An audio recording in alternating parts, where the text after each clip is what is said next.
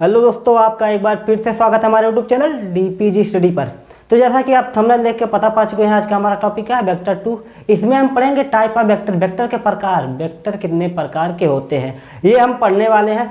इससे पहले हम बता दें कि वेक्टर का प्रयोग क्यों किया गया, ये तो आप जान रहे होंगे। बताए थे आपको कि वेक्टर का खोज क्यों किया गया। सबसे पहले जान लेते हैं, जैसे कि आपको बताया था हमने कि अगर आपको भूख लगी हो, आप 2 किलोग्राम सेब खा रहे हैं, आपको भूख लगी, आप 2 किलोग्राम सेब खा लिए, फिर आपका इतने में पेट नहीं भरा, फिर क्या करेंगे। मान लीजिए 2 किलोग्राम और सेब खा लिए, 2 किलोग्राम पहले सेब खाए, आपका पेट नहीं भरा, फिर क्या किए, 2 किलोग्राम सेब और खा लिए, तब कितना हो गया। अब आपका पेट भर चुका है, कितने सेब खा लिए आप, 4 किलोग्राम।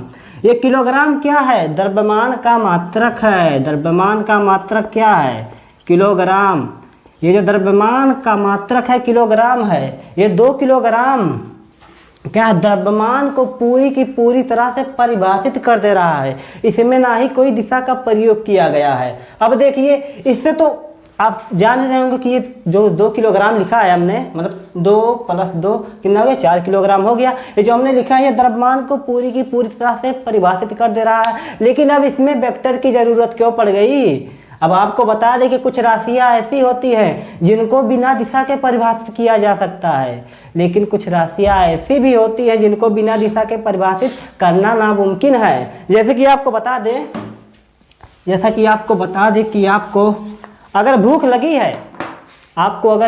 है, आपको सेब खाना है, आप चौराहे पर जाते हैं। ये आपको हमने बताया था पिछली वीडियो में, आपको दोहरा रहे हैं फिर से कि आपको भूख लगी है, आप चौराहे पर जाते हैं। अब सेब की दुकान यहाँ पर है, सेब की दुकान यहाँ पर है, आप यहाँ पहुँच गए चौराहे पर आप यहाँ पहुँच गए, और किसी व्यक्ति, आपको दुकान का पता नहीं है, और आप किसी व्यक्ति से पूछ रहे हैं कि भैया मान लीजिए समोसा खाना है, यहाँ पर आपको समोसे खाने हैं।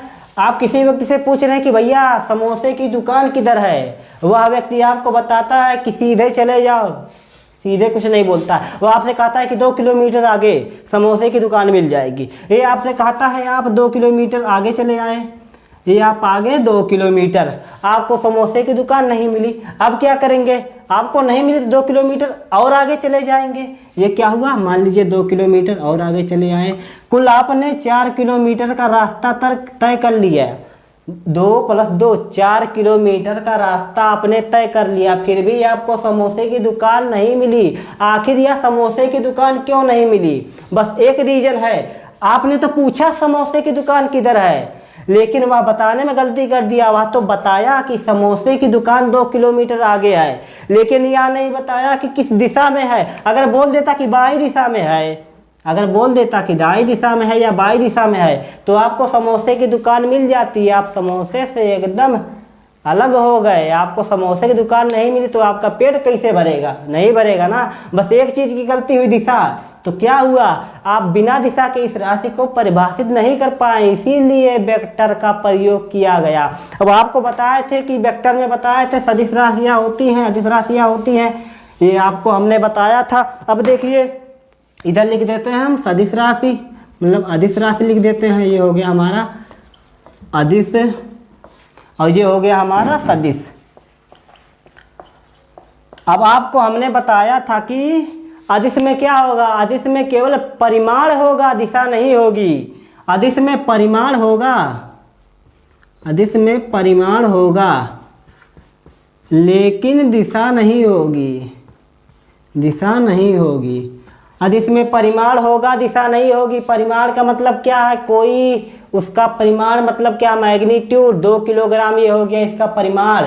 अब क्या करते हैं, मान लीजिए आपको भूख लगी, 2 किलोग्राम सेब खाएं, फिर भूख लगी, फिर 2 किलोग्राम सेब खाएं, कितना खा लिया आपने 4 किलोग्राम सेब खा लिया। अब क्या हुआ, ये तो आपका पूरा परिमाण ही तो है, यह पूरा आपका परिमाण ही तो है। किलोग्राम द्रव्यमान का मात्रक, किलोग्राम द्रव्यमान का मात्रक, यह द्रव्यमान को पूरी तरह से परिभाषित कर दे रहा है। इसमें दिशा का कोई प्रयोग नहीं किया गया है। बस ये इसमें ऐसा होगा कि अगर आप 2 ले रहे हैं, अदिश में 2 ले रहे हैं, 2 + 2 होगा 4, लेकिन यहाँ पर नहीं होगा, सदिश में नहीं होगा। अब आपको बता दें कि सदिश में क्या होता है, सदिश में क्या होगा, परिमाण होगा, सदिश में परिमाण होगा, उसके साथ साथ दिशा भी होगी। परिमाण होगा उसके साथ साथ दिशा भी होगी, तभी हमारा क्या होगा, सदिश होगा। अब आपको बता दें कि जैसे कोई व्यक्ति है, कोई आदमी है, मान लीजिए कोई एक आदमी है ए, यहाँ से 4 मीटर की दूरी तय करता है, यहाँ से 4 मीटर तय चलता है, 4 मीटर यहाँ से चलता है। अब इसका मोड़ बदलता है, 3 मीटर और चल देता है। कुल कितना चला, 4 और 3 जोड़ लीजिए ना, 4 मीटर, ये हो गया 4 मीटर प्लस कितना हो गया, 3 मीटर, कितना हो गया, कुल मिलाकर 7 मीटर तो चला। अब देखिए, अब क्या करेंगे, कोई व्यक्ति है, मान लीजिए यही व्यक्ति है, 4 मीटर चलता है, ये व्यक्ति 4 मीटर चलता है। अब इसका मोड़ बदलता है, 3 मीटर वापस लौट जाता है। 4 मीटर चलता है, मोड़ बदलता है, 3 मीटर वापस लौट जाता है। अब जब इसको जोड़ेंगे तो इसका आंसर कितना आएगा, आएगा 1 मीटर। कैसे आया आपको हम यह भी बताएंगे। अब देखिए यही व्यक्ति है, मान लीजिए 4 मीटर चलता है, 4 मीटर चलता है, अचानक इसका मोड़ बदलता है, फिर यह मुड़ जाता है उत्तर दिशा में। कितना मुड़ा, 3 मीटर मुड़ा। अब देखिए, अब इसके बीच की दूरी पूछी है, यहाँ पर 4 और 3 को जोड़ा हमने, कितना आया 1। अब इसके बीच, जब इसकी बीच की दूरी निकालेंगे तो कितना आएगा, 4 3 इधर आएगा 5। पाइथागोरस परिमेय से आपको यह भी हमने बताया था, कितना आया, 4 मीटर प्लस 3 मीटर, 3 मीटर कितना आ गया, 5 मीटर। अब यह ऐसा क्यों आया, अब आपको बता दें कि इसमें क्या बोला था हमने, सदिश में परिमाण होगा उसके साथ साथ दिशा भी होगी, ये हो गया। अब यह इसका आंसर क्यों अलग अलग आ रहा है, यहाँ पर हमने 4 और 3 जोड़ा, आया 7। अब जब यहाँ पर जोड़ा 4 और 3 तो आया 1 मीटर, फिर जब हमने जोड़ा 4 और 3 को तो आया 5 मीटर। ऐसा क्यों हो रहा है, ऐसा इसलिए हो रहा है क्योंकि इसके बीच कोण बन रहा है। कोण कैसे बन रहा है आपको बता दें, यह कोण पर पूरा का पूरा निर्भर कर रहा है। आपको हमने पिछले वीडियो में बताया था कि वेक्टर का 2 वेक्टर जुड़ेंगे, जैसे कि मान लीजिए वेक्टर ए है और ये है वेक्टर बी। जब 2 वेक्टर जुड़ते हैं तो उनकी पूछ से पूछ जहाँ जुड़ती है वहीं पर कोण बनता है, यहाँ पर कोण बनता है, थीटा मान लीजिए, कोई भी कोण बनेगा। जहाँ वेक्टर की पूछ से पूछ जुड़ेगी वहीं पर कोण बनेगा। अब देखिए यहाँ पर क्या था कि जब 4 और 3 जोड़ा हमने, पहले में कितना आया था, 7 आया था। कैसे आया था बता दें, कोई व्यक्ति है 4 मीटर चला, उसका मोड़ बदला, फिर 3 मीटर आगे चला। अब कितना चला, 4 मीटर प्लस 3 मीटर कितना हो गया, 7 मीटर। 4 और 3 कितना हो गया, 7 मीटर। अब यह 7 मीटर क्यों आया, आपको हमने बताया कि जहाँ वेक्टर से वेक्टर की पूछ जुड़ेगी वहीं पर वेक्टर का कोण बनेगा। अब देखिए यह वेक्टर 1 है, यह है वेक्टर 4 मीटर यह है। अब देखिए वेक्टर की पूछ से पूछ कहाँ जुड़ेगी, अगर पूछ से पूछ जोड़ने के लिए क्या करेंगे, अगर इस वेक्टर को उठा के इसके ऊपर रख दें, ये जो वेक्टर है इसको उठा के इसके ऊपर रख देंगे तो पूछ से पूछ जुड़ गई, ये हमारा वेक्टर है, ये हमारा वेक्टर है। अब इसके ऊपर दूसरा वेक्टर रखेंगे तो मान लीजिए दूसरा वेक्टर रख दिया हमने 3 मीटर का। ये कितना हो गया, जब पूछ से पूछ जुड़ी तो कोण कितना बना, 0 डिग्री तो बना, तो आंसर हमारा आया 7 मीटर। अब देखिए, अब हमारा ये तो हो गया, इसमें आया 7 मीटर। अब दूसरे में बता दें कि व्यक्ति, यही आदमी चलता है कितना, 4 मीटर, आदमी यही चलता है 4 मीटर, इसका मोड़ बदलता है फिर वापस लौट जाता है कितना, 3 मीटर। अब इसका जब हमने जोड़ा था 4 मीटर और प्लस 3 मीटर कितना आया था, 1 मीटर। कैसे आया था 1 मीटर, अब बता दे, 4 गया 3 वापस लौट आया, बचेगा ना, 1 का तो बचेगा, 4 गया 3 वापस लौट आया, 4 में से 3 घटा दीजिए 1 मीटर आएगा। अब लेकिन कैसे आया 1 मीटर, अब बता दें कि ये वेक्टर ऐसे हुआ ना, एक वेक्टर ऐसे चला, 4 मीटर चला वेक्टर। अब देखिए दूसरा क्या है कि यही वेक्टर वापस 3 मीटर लौट आया। आपको हमने बताया कि जहाँ पर ये वेक्टर है, यहाँ से पूछ वेक्टर की जुड़ेगी वहीं पर कोण बनेगा। तो देखिए इस वेक्टर को अगर यहाँ पर हम रख दें 3 मीटर, तो यहाँ पर पूछ से पूछ जुड़ी, जब पूछ से पूछ जुड़ी तो यहाँ पर कितना बना 180 डिग्री। जब 180 डिग्री बना तो आंसर आया 1 मीटर। अब देखिए यहाँ पर 1 मीटर आ गया, एक बार 7 मीटर आया, एक बार 1 मीटर आया। अब देखिए इसमें क्या है, यही व्यक्ति 4 मीटर चलता है, यही व्यक्ति 4 मीटर चलता है, मोड़ बदलता है अचानक, फिर इधर 3 मीटर मुड़ जाता है, कितना इसके बीच। अब देखिए क्या करेंगे, यही जो वेक्टर है ना, यही जो वेक्टर है 4 मीटर इधर तो चला है, 4 मीटर इधर चला है। अब इसी वेक्टर को उठा के इधर रख दे, इसी वेक्टर को उठाकर इधर रख दे तो कितना बनेगा। देखिए ये वेक्टर हो गया हमारा, कितना बना 90 डिग्री बना, तभी तो आया हमारा 4 मीटर जोड़ा यहाँ पर और 3 मीटर जोड़ा तो आया कितना 5 मीटर तो आया। पाइथागोरस परिमेय लगा दीजिए यहाँ पर, पाइथागोरस परिमेय लगाएंगे तो कितना होगा, कर्ण का स्क्वायर, कर्ण का वर्ग होता है, कर्ण का वर्ग बराबर होता है आधार के वर्ग तथा लंब के वर्ग के योगफल के बराबर होता है। जब पाइथागोरस परिमेय लगाएंगे यहाँ पर 3 मीटर है तो यहाँ पर कितना आएगा 5 मीटर तो आएगा। तो ऐसे होता है वेक्टर में, वेक्टर में 4 3 जोड़ेंगे तो एक बार 7 आएगा, और जब 4 और 3 जोड़ेंगे तो 1 आएगा, 4 और 3 जोड़ेंगे तो 5 भी आ सकता है। जब आपको हमने जोड़ा तो एक बार 7 आया, एक बार 1 आया। ये जो 1 और 7 है ना, इसकी लिमिट है, इसके अंदर कुछ भी आ सकता है। एक अगर जब 4 3 जोड़ेंगे तो 2 भी आ सकता है, 3 भी आ सकता है, 5 भी आ सकता है, 4 भी आ सकता है। ये तो हो गया। अब आगे चलिए बता दें आगे क्या होगा। ये तो जब हमने जोड़ा, वेक्टर में जब हम जोड़ करेंगे तो आंसर कुछ भी आ सकता है। अब देखिए आपको हमने वेक्टर में कुछ नियम बताए थे। क्या नियम था कि अगर वेक्टर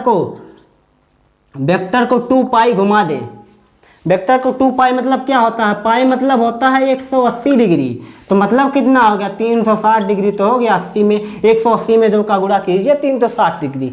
अब बता दें अगर वेक्टर को 360 डिग्री के पूरा का पूरा घुमा देते हैं तो वेक्टर के मान में कोई परिवर्तन नहीं होगा। जैसे कि मान लीजिए कोई वेक्टर ये है, कोई वेक्टर मान लीजिए ए है, इसको ऐसे तो वेक्टर है ना, देखिए ये वेक्टर ऐसे है, 360 डिग्री का मतलब क्या हो, एक चक्कर, ये इतना होता है 180, फिर पूरा घुमा दिए तो कितना हो गया 360 हो गया। एक चक्कर बराबर होता है 360 डिग्री मतलब कि 2 पाई। अब देखिए यही जो हमारा वेक्टर है इसको 2 पाई घुमाएंगे।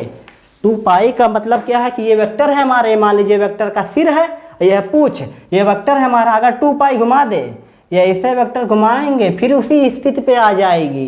जब वेक्टर को इसे घुमाते हैं 2 पाई मतलब 360 डिग्री तो उसी स्थिति पर आ जाती है। इसका मतलब क्या है, वेक्टर के मान में कोई परिवर्तन नहीं हुआ। ये तो हमारा था वेक्टर का पहला, वेक्टर के इंपॉर्टेंट में पहला था महत्वपूर्ण नियम। अब दूसरा बता दें, दूसरे में क्या है, अगर कोई वेक्टर है, कोई वेक्टर है ऐसे मान लीजिए कोई वेक्टर है, ये वेक्टर ऐसे है, इसको उठा के दुनिया किसी कोने में रख दे तो इसके मान में परिवर्तन नहीं होगा। अब कब तक नहीं होगा यह भी जान लीजिए, कब तक नहीं होगा, जब तक कि ये जो इसकी लंबाई है ना, ये जो पूंछ की लंबाई इसको परिमाण कहते हैं, मैग्नीट्यूड, ये हो गया हमारा परिमाण। और ये जो है तीर ना, ये हो गई दिशा। अगर इसका परिमाण और दिशा, अगर ये जो वेक्टर है ना इसका परिमाण और दिशा नहीं चेंज करेंगे और दुनिया के किसी भी कोने में उठाकर रख देंगे तो वेक्टर के मान में कोई परिवर्तन नहीं होगा।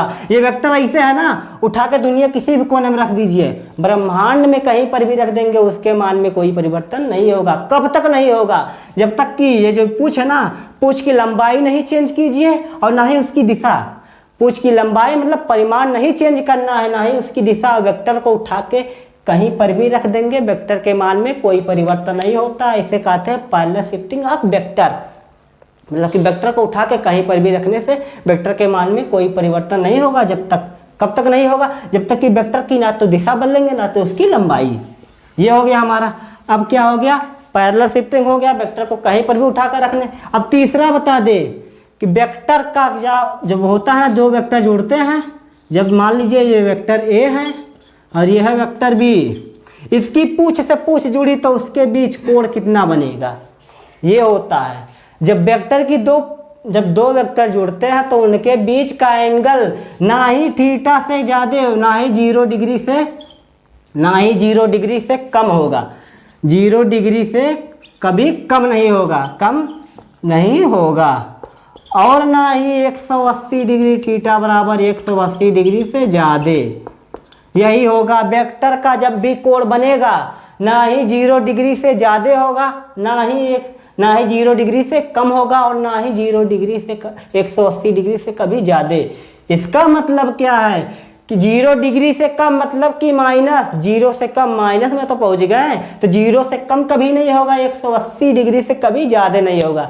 3 चीज़ वेक्टर में, 3 नियम क्या है। पहला, अगर वेक्टर को उठा के वेक्टर को 360 डिग्री मतलब कि 2 पाई घुमा देते हैं तो वेक्टर के मान में कोई परिवर्तन नहीं होगा। ये होगा हमारा पहला। अब क्या कहेंगे, दूसरा क्या है, वेक्टर को उठा के कहीं पर भी रख दे, लेकिन नियम है ना तो वेक्टर की लंबाई चेंज करनी है, ना ही उसकी दिशा। वेक्टर ऐसे है ना, तो वेक्टर को उठा के इसे कहीं पर भी रख दीजिए, उसके मान में कोई परिवर्तन नहीं होगा। अब बता दें ये होगा। अब तीसरा क्या है कि वेक्टर के, जहाँ वेक्टर से वेक्टर जुड़ेंगे उनके बीच जो एंगल बनेगा थीटा, मतलब कि 0 डिग्री से ना ही कम होगा, ना ही 180 डिग्री से कभी ज़्यादा होगा। ये हो गया हमारा।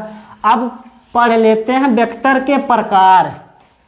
वेक्टर कितने प्रकार के होते हैं उनका भी काम आता है। अब पहला हमारा समान वेक्टर।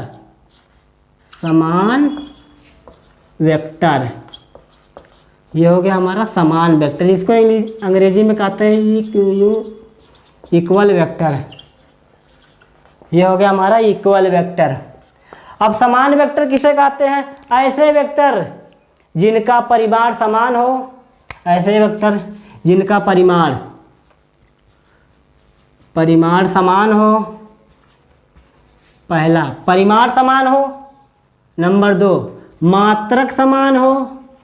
और मात्रक समान हो। और नंबर 3, दिशा समान हो। दिशा समान हो। 3 कंडीशन लागू होगी समान वेक्टर में। कौन कौन सी कंडीशन, पहला कंडीशन क्या है, उसका परिमाण समान होना चाहिए, दूसरा मात्रक समान होना चाहिए, और तीसरा दिशा समान होनी चाहिए। जैसे कि हेडिंग से पता चल रहा है, ऐसा से समान, व्यास से वेक्टर, समान वेक्टर। समान वेक्टर का मतलब क्या है, जिसके परिमाण समान हो, मात्रक समान हो और दिशा समान हो। जैसे कि आपको लिख दिया जाए, ए बराबर लिख दिया जाए यहाँ पर 2 मीटर पर सेकंड ईस्ट, 2 मीटर पर सेकंड यहाँ पर लिख दिया जाए ईस्ट, और यहाँ पर वेक्टर भी लिख दिया जाए 2 मीटर पर सेकंड वेस्ट। तब क्या आपसे पूछेगा कि ये दोनों वेक्टर समान वेक्टर है कि नहीं। अब आप क्या करेंगे, ये तो समान है ना, परिमाण तो समान है, परिमाण समान है, मात्रक समान है, लेकिन दिशा, ये ईस्ट में है तो दूसरा वेस्ट में है, ये ईस्ट में है तो दूसरा वेस्ट में है। बस यही गलती हुई ना, ये समान वेक्टर नहीं है।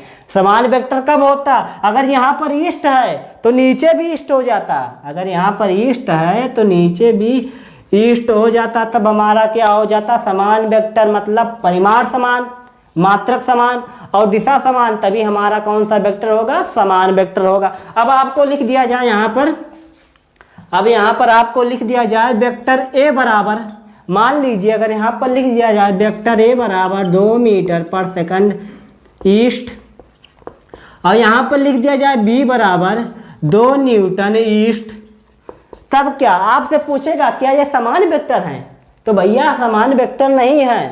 क्यों नहीं है, आपको हमने बोला परिमाण समान हो, पहला, मात्रक समान हो, दूसरा दिशा समान हो, तीसरा, तीनों समान होंगे तभी कौन सा वेक्टर होगा, समान वेक्टर होगा। अब देखिए यहाँ तो परिमाण समान है, मात्रक नहीं समान है, दिशा समान है, मात्रक नहीं समान है, तो कौन सा वेक्टर होगा, समान वेक्टर नहीं होगा। समान वेक्टर में परिमाण समान हो, मात्रक समान हो और दिशा समान भी होनी चाहिए। ये तो हो गया हमारा समान वेक्टर। अब चलिए दूसरा, असमान वेक्टर। समान वेक्टर का अपोजिट कौन सा है, असमान वेक्टर। असमान वेक्टर, अनइक्वल वेक्टर इसे अंग्रेजी में कहते हैं, अनइक्वल वेक्टर इसे कहते हैं अंग्रेजी में। अब देखिए समान वेक्टर तो जान गए जिसका परिमाण समान हो, मात्रक समान हो और दिशा समान हो, वो हमारा होगा समान वेक्टर। लेकिन अब असमान वेक्टर में क्या होगा, असमान वेक्टर में परिमाण समान हो, असमान वेक्टर में परिमाण समान होना चाहिए, परिमाण समान, और क्या, परिमाण समान, दूसरा मात्रक समान, मात्रक समान। लेकिन तीसरा क्या है, दिशा, दिशा अपोजिट मतलब असमान, असमान, असमान वेक्टर, अपोजिट वेक्टर भी इसे कहते हैं। अब देखिए इसमें क्या होगा, परिमाण समान होना चाहिए, मात्रक समान होना चाहिए, लेकिन दिशा असमान होना चाहिए। अब आपको एक एग्जाम्पल से समझाता है, यहाँ पर लिख देगा आपको, अगर यहाँ पर लिख दे आपको कि ए वेक्टर ए बराबर लिख दे, अगर वेक्टर ए बराबर आपको लिख दे कि 2 मीटर पर सेकंड ईस्ट, और यही वेक्टर बी बराबर लिख दे नीचे कि 2 मीटर पर सेकंड वेस्ट, तब क्या होगा, अब ये वेक्टर आप कह सकते हैं कि असमान वेक्टर है। क्यों असमान वेक्टर है, क्योंकि इसका परिमाण समान है, मात्रक समान है और दिशा असमान है, दिशा असमान है। यहाँ ईस्ट है तो यहाँ पर वेस्ट है, असमान है तो ये हो गया हमारा असमान वेक्टर। तो समान वेक्टर में परिमाण समान हो, मात्रक समान हो और दिशा समान होनी चाहिए। असमान वेक्टर में मात्रक समान हो, परिमाण समान हो, लेकिन दिशा असमान मतलब विपरीत, विपरीत दिशा में। 2 वेक्टर, एक वेक्टर इधर है तो एक वेक्टर इधर होगा, तभी तो असमान वेक्टर होंगे। तो ये हो गया हमारा असमान वेक्टर। अब चलिए अगले वेक्टर पर पहुंचते हैं। अगला वेक्टर क्या है हमारा, अगला वेक्टर है हमारा समांतर वेक्टर। अगला वेक्टर हमारा है समांतर वेक्टर, समांतर वेक्टर, समांतर वेक्टर मतलब इसे अंग्रेजी में कहते हैं पैरेलल वेक्टर। ये हो गया हमारा पैरेलल वेक्टर। अब इस वेक्टर में क्या होगा, ऐसे 2 वेक्टर, ऐसे 2 वेक्टर जिनकी पूछ से पूछ जुड़ने पर एंगल मतलब कोण 0 डिग्री बनेगा, वहां पर क्या होगा, असमान वेक्टर। पूछ से पूछ जुड़ने पर कोण बने 0 डिग्री। मान लीजिए ये हमारा वेक्टर ये है, ये हमारा वेक्टर ये है, पूछ से पूछ जुड़ेगी तब हमारा बनेगा 0 डिग्री, तब क्या होगा हमारा समांतर वेक्टर। तो हो गया हमारा, मान लीजिए एक वेक्टर ये है और यहाँ पर दे दिया जाए वेक्टर बी इसी दिशा में, वेक्टर बी इसी दिशा में, तब क्या होगा, तब ये हो गया हमारा। अब वेक्टर को कैसे जोड़ेंगे, जब वेक्टर की पूछ से पूछ, जब वेक्टर के पूछ से पूछ, मान लीजिए सिर है, ये मान लीजिए इसका सिर है, अब ये पूछ से पूछ जुड़ी तो कोण कितने बना, कितना बनना चाहिए, कोण बनना चाहिए 0 डिग्री, तभी तो होगा हमारा समांतर वेक्टर। अब देखिए पूछ से पूछ जोड़ने के लिए क्या करेंगे, ये जो हमारा वेक्टर है ना, वेक्टर ये हमारा वेक्टर ये है। अब क्या करेंगे, इसी बी वेक्टर को उठा के इसी को ऊपर रख दे तो पूछ से पूछ जुड़ जाएगी ना। ये हमारा बी वेक्टर है ना, इसी को उठा के अगर यहाँ पर रख दे, ये हो गया हमारा बी वेक्टर, ये हो गया हमारा बी वेक्टर। अब जब यहाँ पूछ से पूछ जुड़ी, पॉइंट पे कौन सा कोण बनेगा, पॉइंट पे 0 हुआ तो कोण बनेगा ना, 0 तो कोण बनेगा, थीटा बराबर हो गया हमारा 0, पॉइंट जुड़ा तो हमारा हो गया 0 डिग्री। ये तो हो गया हमारा समांतर वेक्टर में क्या है, ऐसे 2 वेक्टर जहां जिसके जुड़ने पर कोण बने 0 डिग्री, वो हो गया हमारा समांतर वेक्टर। अब इसी पर आ जाते हैं असमांतर वेक्टर, इसी के आगे आ लगा देते हैं तो हो गया हमारा असमांतर वेक्टर। ये हो गया असमांतर वेक्टर, असमांतर वेक्टर, एंटी पैरेलल वेक्टर। अब इस वेक्टर में क्या होगा, समांतर वेक्टर में क्या था, ऐसे 2 वेक्टर जिनकी पूछ से पूछ जुड़ने पर कोण बना 0 डिग्री, वो था हमारा समांतर वेक्टर। लेकिन इस वेक्टर में क्या होगा, इस वेक्टर में जो होगा कि इनकी पूछ से पूछ जुड़ने पर कोण बनेगा 180 डिग्री। असमांतर वेक्टर में इनकी पूछ से पूछ जोड़ने पर कोण बनना चाहिए 180 डिग्री, तब हमारा होगा असमांतर वेक्टर। अब कैसे जुड़ेगा, ये हमारा हो गया वेक्टर ए, मान लीजिए एक वेक्टर दिया है ये दिया है इस दिशा में और एक अपोजिट दिशा में दे दिया जाए बी वेक्टर। अब इनको जोड़िए, अब जब इनको जोड़ेंगे तो वेक्टर एक इधर है, वेक्टर बी इधर है ना, वेक्टर बी इधर है, अब वेक्टर ये इधर है, पूछ से पूछ जुड़ेंगे, जब पूछ से पूछ जुड़े तो वेक्टर ये हो गया हमारा वेक्टर बी वेक्टर ए, और इनके बीच कोण कितना बना, इनके बीच कोण बन गया ना 180 डिग्री, तो हमारा हो गया ना समांतर वेक्टर ऐसे दो वेक्टर जिनकी पूछ से पूछ जुड़ने पर कोण बन जाए 180 डिग्री तो हो गया हमारा असमांतर वेक्टर। ये हो गया। अब हमारा आ रहा है अगला वेक्टर। अगले वेक्टर में क्या होगा हमारा समरेख वेक्टर। ये हो गया हमारा समरेख वेक्टर। समरेख वेक्टर ये हो गया हमारा कोलिनियर, इसे अंग्रेजी में कहते हैं कोलिनियर वेक्टर। ये हो गया हमारा। अब समरेख मतलब क्या है? सम मतलब हो गया समान, रेख मतलब हो गया रेखा, वेक्टर का मतलब हो गया वेक्टर। अब देखिए समान रेखा वेक्टर, इसका मतलब क्या हो गया? ऐसे वेक्टर दो या दो से अधिक वेक्टर, कितने भी वेक्टर हों, ऐसे वेक्टर जो एक ही रेखा पर स्थित हो, ऐसे वेक्टर जो एक ही रेखा पर स्थित हो उसे हम कहेंगे समरेख वेक्टर। जैसे एग्जाम्पल से आपको बताते हैं। मान लीजिए कोई रेखा है, ये हमारी कोई रेखा है, ये हो गई हमारी कोई रेखा, ये हो गई हमारी कोई रेखा। अब वेक्टर किस पे होना चाहिए? एक रेखा तो होना चाहिए, समान रेखा, मतलब कि एक ही रेखा पर हमारा वेक्टर होना चाहिए, तभी तो होगा हमारा समरेख वेक्टर। अब चलिए देख लेते हैं। ये मान लीजिए हमारा वेक्टर कोई है ए, अब हमारा कोई वेक्टर है बी, हमारा कोई वेक्टर है सी। एक ही रेखा तो है ना, vector A vector B vector C एक ही रेखा है, तो हो गया ना समरेख वेक्टर, समान रेखा पर वेक्टर।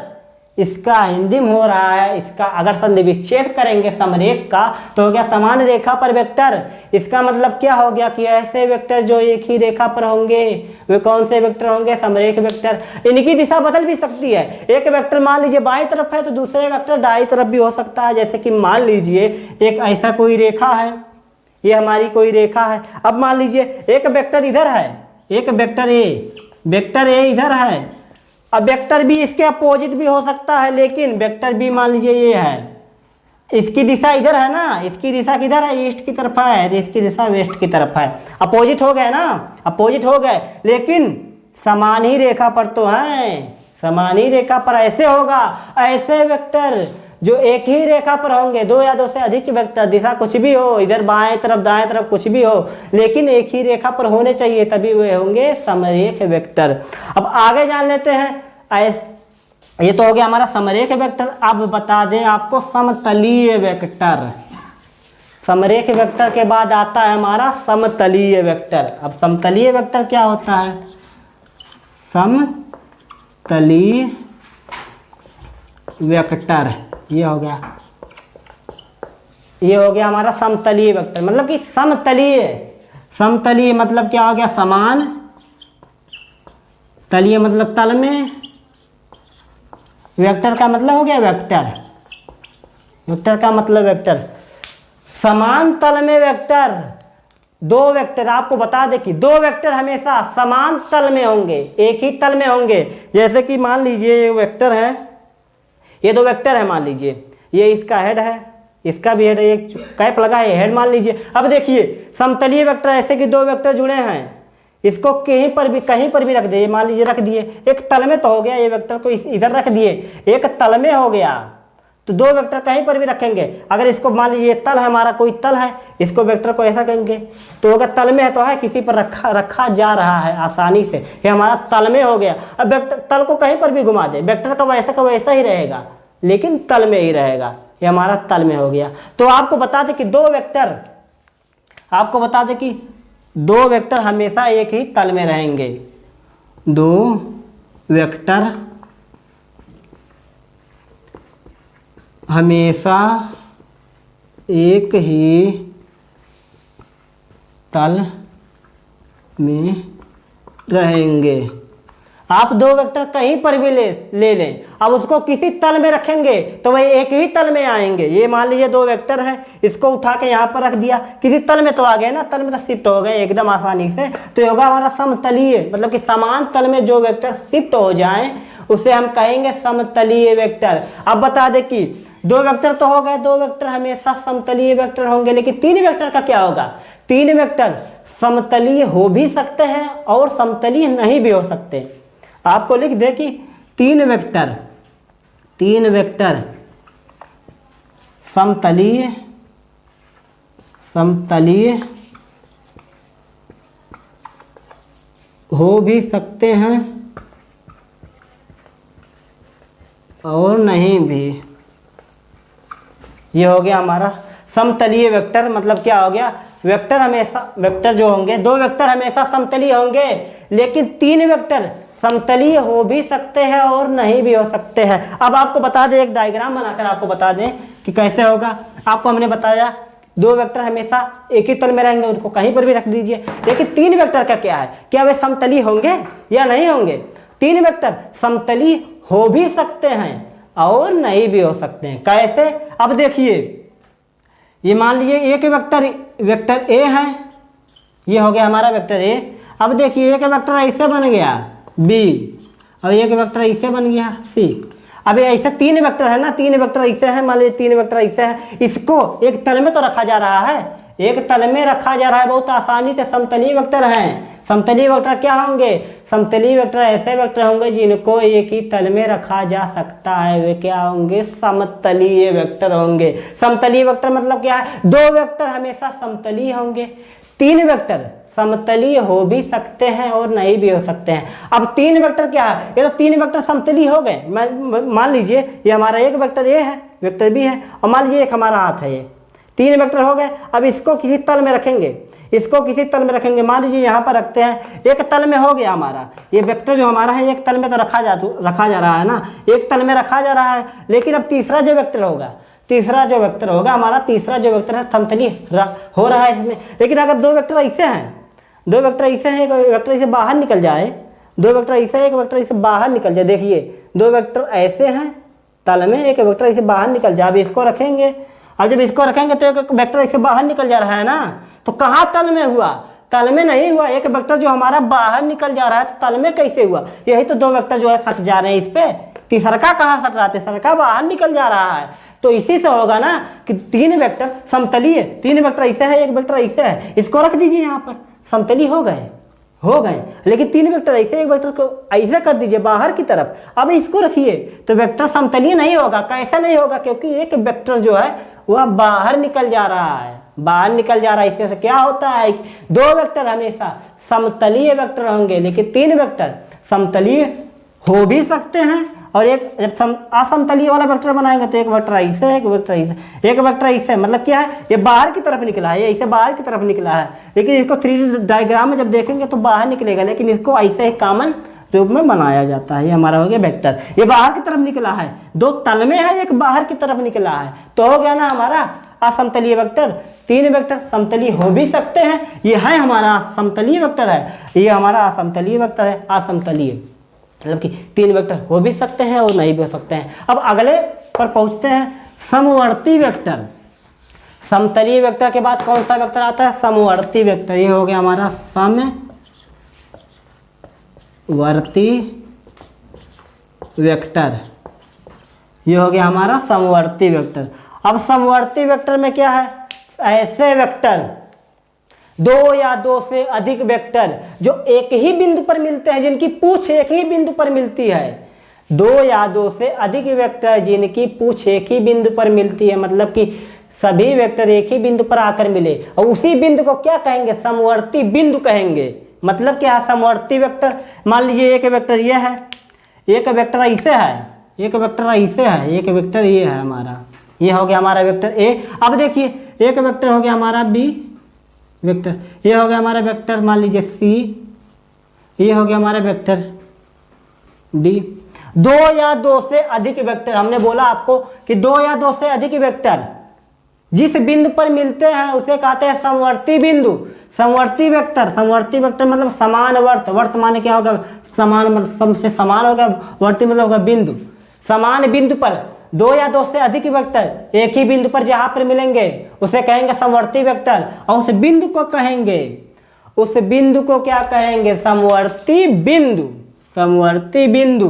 तो हो गया ना हमारा, ये एक वेक्टर, दो वेक्टर, तीन वेक्टर और चार वेक्टर मिल रहे हैं किस बिंदु पर, एक का तो बिंदु पर मिल रहे हैं, तो ये हमारा जो बिंदु हो गया ना, बिंदु हो गया समवर्ती बिंदु, ये हो गया हमारा समवर्ती बिंदु। अब बता दें कि दो या दो से अधिक वेक्टर, इसकी परिभाषा कैसे लिखेंगे आप, लिखेंगे दो या दो से अधिक वेक्टर जो एक ही बिंदु पर मिलते हैं उस वेक्टर को कहेंगे समवर्ती वेक्टर। अब देख लेते हैं, तो हो गया हमारा समवर्ती वेक्टर। अब आ रहा है आपका एकांक वेक्टर। एकांक वेक्टर ये आपका आ गया एकांक वेक्टर, ये हो गया आपका एकांक वेक्टर। एकांक का मतलब क्या है? एक लिखा है ना यहाँ पर, एक एकांक का मतलब एक हो गया, वेक्टर का मतलब वेक्टर ही रहेगा। एकांक वेक्टर ऐसा वेक्टर, ध्यान से सुनिएगा, ऐसा वेक्टर जिसका परिमाण केवल एक हो उसे क्या कहेंगे? एकांक। एकांक वेक्टर, एक इसमें छिपा है ना, एक अंक, एक अंक, बस एकांक। एकांक का मतलब क्या है? अंक, एक अंक। ऐसा वेक्टर जिसका परिमाण केवल एक हो उसे क्या कहेंगे? एकांक वेक्टर। ऐसा वेक्टर, वेक्टर जिसका परिमाण एक हो, वेक्टर जिसका परिमाण एक हो, वेक्टर जिसका परिमाण एक हो उसे क्या कहेंगे? एकांक वेक्टर। ऐसा वेक्टर जिसका परिमाण एक हो उसे एकांक वेक्टर कहेंगे।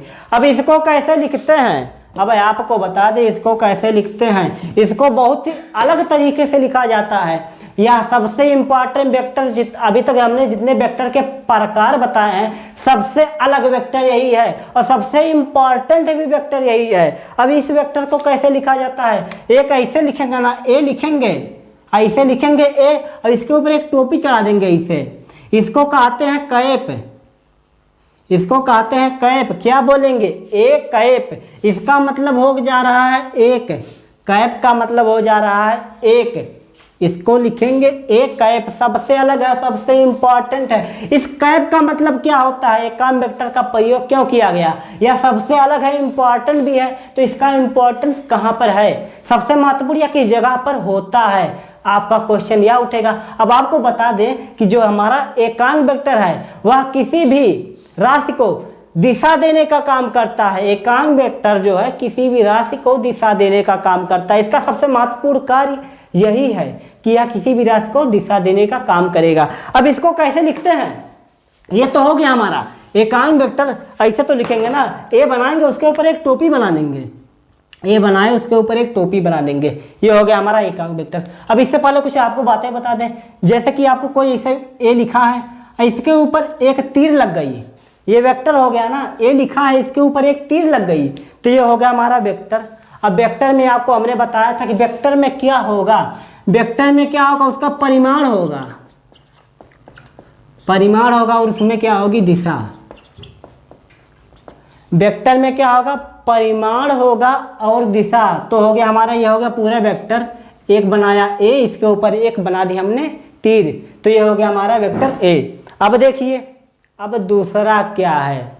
अब दूसरा हमारा क्या है? अब कहीं आपको ऐसे लिख कर दे दिया जाए, अगर आपको कहीं ऐसे लिख दिया जाए, ऐसे वेक्टर ए लिख दिया जाए, ऐसे बना दिया जाए, तो इसका मतलब क्या होता है? अगर कहीं लिख दिया जाए ऐसे ए और इसके बगल में ऐसे दो रेखा खींच दी जाए, तो इसका मतलब क्या होगा? इसका मतलब इसे कहते हैं मॉड, इसको कहते हैं मॉड। इसका मतलब क्या हो गया? मॉड। मॉड को, मॉड क्या बताता है? मॉड बताता है कि परिमाण, मॉड हमारा बताता है परिमाण, परिमाण। ये हमारा मॉड बता दिया परिमाण। अगर वेक्टर ए लिखा है, वेक्टर ए लिखा है, इसके बगल में इससे दो रेखा खींच जाए, इसको घेर दिया जाए, तो ये हमारा हो गया मॉड। अब मॉड का काम क्या है? मॉड का काम है सदिश को अदिश बनाना। जाहिर सी बात है, इसको एक शब्द में बताएं तो मॉड का काम है सदिश को अदिश बनाना। ये हो गया हमारा, सदिश को अदिश बना दिया। अदिश में क्या होगा? सिर्फ परिमाण होगा। ये मॉड हमारा बता देगा कि इसमें केवल परिमाण है, दिशा नहीं है। भले ही ये जो तीर लगा है ना इसके ऊपर लगा रहने दो, अगर सिर्फ ऐसे लिखा है तो आप कहेंगे इसमें परिमाण है, दिशा भी है। यहाँ पर हमने लिखा है इसमें परिमाण है और दिशा भी है, लेकिन अब यहाँ पर ऐसे लिखा है ना, अब इसमें ऐसे लगा दिया तो क्या हो गया? इसमें दिशा नहीं है, दिशा नहीं है। अब दिशा नहीं है, क्या है? सिर्फ इसमें परिमाण है, इसमें सिर्फ परिमाण है, दिशा नहीं है। बस मॉड का काम क्या है? इसको अदिश बना देता है, दिशा रहित दिशा रहित बना देता है। मान अगर लग गया तो उसमें से दिशा हट गई, केवल परिमाण रह गया। तो ये हो गया हमारा।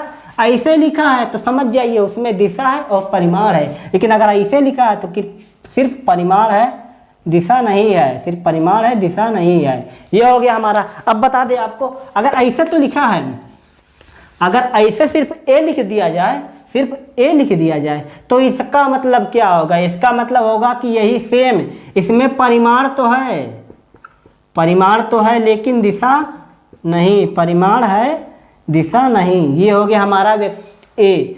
सिर्फ अगर कहीं कहीं किताबों में सिर्फ यही लिखा रहता, नहीं तो मैक्सिमम वेक्टर ए मॉड होगा, वेक्टर ए होगा, वेक्टर ए मॉड और वेक्टर ए होगा। अब देखिए इस ये दोनों आपस में बराबर तो हो गया ना। अगर कहीं वेक्टर मॉड वेक्टर ए लिखा रहे, अब कहीं लिखा रहे वेक्टर ए, सिर्फ ए, तो इसका मतलब क्या हो गया? इसमें भी परिमाण है, इसमें भी परिमाण है, दिशा इसमें भी नहीं है, दिशा इसमें भी नहीं है, तो दोनों बराबर तो हो गए ना।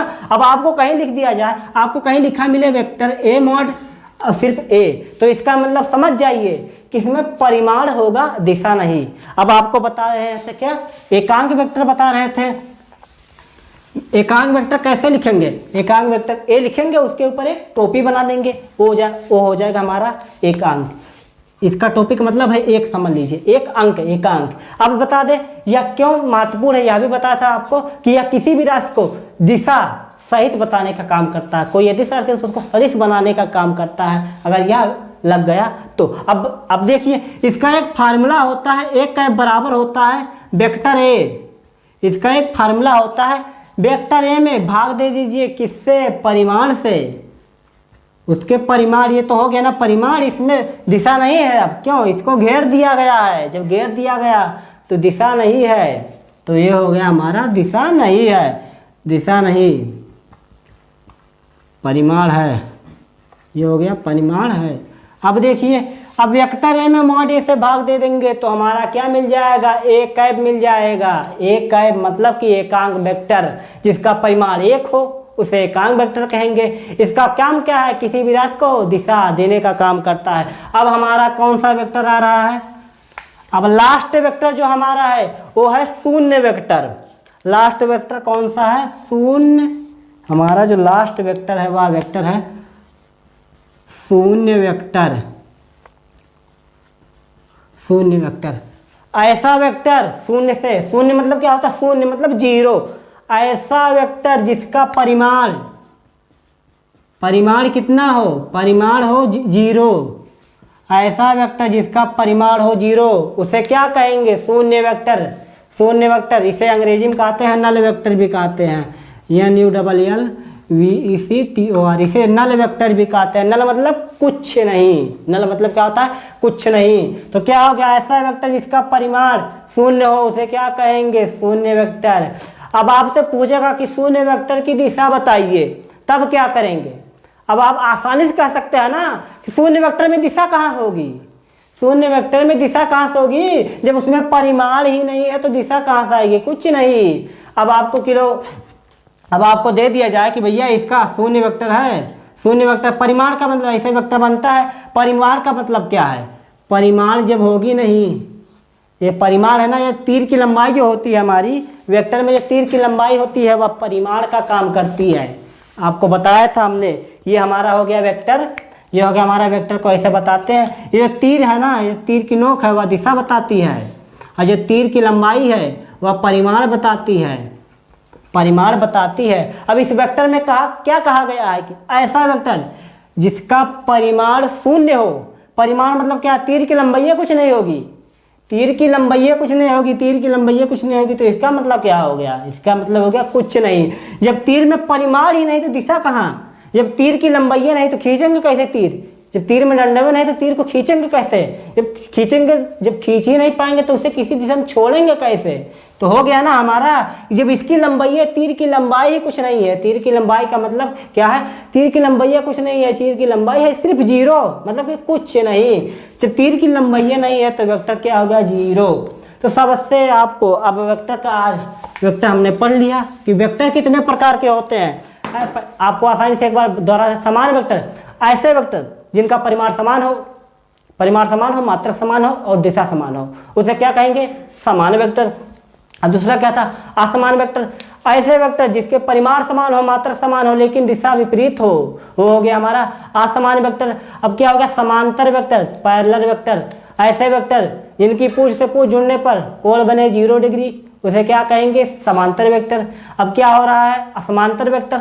ऐसे वेक्टर जिनकी पूंछ से पूंछ जुड़ने पर कोण बने 180 डिग्री, उसे क्या कहेंगे? असमांतर वेक्टर। अब बात करते हैं समरेख वेक्टर की। समरेख वेक्टर कौन सा वेक्टर होता है? ऐसे वेक्टर जो एक ही समरेख मतलब कि समान रेखा पर, ऐसे वेक्टर जो समान रेखा पर स्थित हो, उसे समरेख वेक्टर कहेंगे। दो या दो से अधिक वेक्टर हो, चाहे दिशा विपरीत हो, चाहे एक ही दिशा में हो, चाहे दिशा विपरीत हो, दोनों की, एक बाएं में तो एक दिशा दाएं भी हो, लेकिन एक ही दिशा पर, एक मतलब एक ही रेखा पर होनी चाहिए, तो हो जाएगा हमारा समरेख वेक्टर। अब समतलीय वेक्टर में आपको बताया था, उसका इंपॉर्टेंट पॉइंट क्या था कि दो वेक्टर हमेशा समतलीय होंगे। 3 वेक्टर समतलीय हो भी सकते हैं और समतलीय नहीं, जैसे कि ये 2 वेक्टर हैं, इसको उठा के कहीं पर भी रख दीजिए, ये हो गया समतलीय हो गया ना, एक तल में स्थित हो गए, तो ये होगा समतलीय। 3 वेक्टर समतलीय हो भी सकते हैं, इसका मतलब क्या है? ये हमारा हो गया 3 वेक्टर, एक वेक्टर ऐसे, एक वेक्टर ऐसे, इसको रख दिया हमने, समतलीय एक ही तल में तो हो गए, लेकिन तीसरा वेक्टर क्या है? तीसरा वेक्टर बाहर की तरफ आ गया, तो क्या एक तल में है? अब ऐसे रखेंगे तो एक तल में हो गया, ये 2 तो एक तल में हो गए, लेकिन तीसरा एक तल में कहाँ हुआ? तीसरा नहीं हो पा रहा है, तो क्या होगा? 2 वेक्टर हमेशा समतलीय होंगे, लेकिन 3 वेक्टर समतलीय हो भी सकते हैं और समतलीय नहीं भी। अब क्या हो रहा है हमारा? समवर्ती वेक्टर। समवर्ती का वेक्टर क्या है? ऐसे वेक्टर 2 या 2 से अधिक वेक्टर जो एक ही बिंदु पर मिलते हैं, मान लीजिए कि ये है, ये हो गया हमारा समवर्ती वेक्टर। 2 या 2 से अधिक, एक वेक्टर ये है, एक वेक्टर ये है, ये हो गया हमारा समवर्ती वेक्टर। अब 2 या 2 से अधिक वेक्टर हमने बोला था ना, ये हो गया हमारा 3 वेक्टर, एक वेक्टर ये, एक वेक्टर ये, इधर एक वेक्टर, इधर एक वेक्टर, कितनों भी वेक्टर हों, लेकिन मिल किस पर रहे हैं? एक ही बिंदु पर मिल रहे हैं ना, तो क्या हो गए? समवर्ती वेक्टर। ऐसे वेक्टर 2 या 2 से अधिक वेक्टर जो मिल रहे हैं एक ही बिंदु पर, जो मिल रहे हो एक ही बिंदु पर, वो हो गए समवर्ती वेक्टर। अब कौन सा वेक्टर आ रहा है? एकांक वेक्टर। एकांक वेक्टर क्या होंगे? जिसका परिमाण 1 होगा। एकांक, एक अंक, ऐसा वेक्टर जिसका परिमाण 1 होगा, उसे क्या कहेंगे? एकांक वेक्टर। एकांक वेक्टर का फार्मूला हमने बताया था, ऐसे लिखेंगे। एकांक वेक्टर का काम क्या है? किसी भी चीज को दिशा देने का काम करता है। अब देखिए ऐसा लिखेंगे ना, वेक्टर ए में वेक्टर मॉड ए से भाग दे देंगे, ये हमारा आ जाएगा एकांक वेक्टर।